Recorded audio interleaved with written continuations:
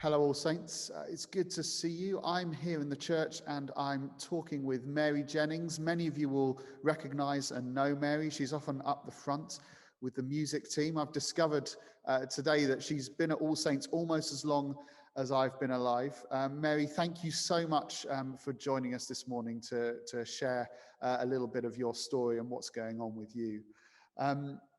Mary, tell us a little bit about how COVID and lockdown has affected you and the issues that you're facing at the moment.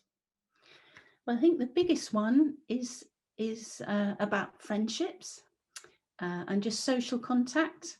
I really miss being able to go and see friends, pop in their house, have them pop over to me, being able to have cups of tea and coffee together, meals, that sort of thing. Really miss that. And on the work front, work for me is about going out into schools and working with children face to face and colleagues face to face. And again, that's all human contact. And I really miss that. That's what gives me the buzz. And of course, live music. I really miss being able to play live music with friends, both in church and in the concert band that I play with normally. I really miss that. What ways have you found of coping with the various challenges that you've been facing? Learning how to use Zoom and Skype and WhatsApp video calls. Never used any of those before, and they have been a godsend. And also, do you think friends find ways to keep in touch with each other?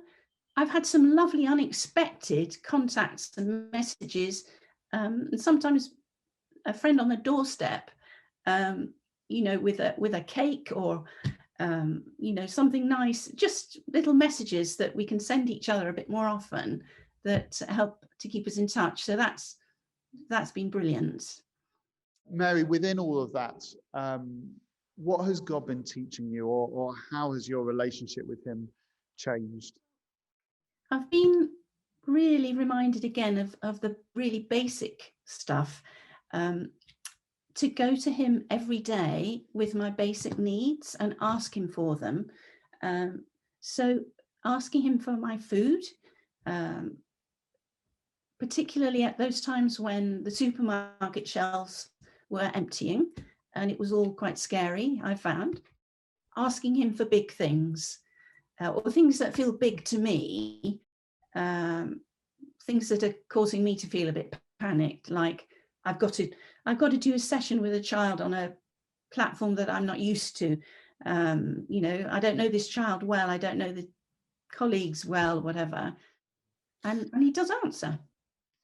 I'm sure there's many in the congregation who will resonate with aspects of your story about living alone, about really craving human contact, about having to learn so many new things, about having to trust in God for their needs. Mary, how can we pray for you and for others who may be in similar situations?